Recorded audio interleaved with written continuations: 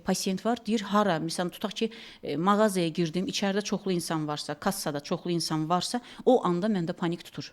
Özümdən asılı olmayaraq. Hər dəfə mən kassaya yaxınlaşanda mən gözləməliyəm ki, kimsə olmasın ki, mən o kassaya yaxınlaşım. Kassaya yaxınlaşan kimi yanımda 5-6 adam oldu, o anda mənim panikim tutur.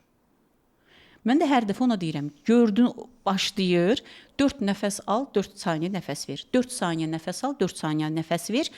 Onu yerinə yetirirlər və mənə deyir ki, tam rahatlaşıram, sakitləşirəm. Mənim yanıma hardasa o insan deyimdə sivir.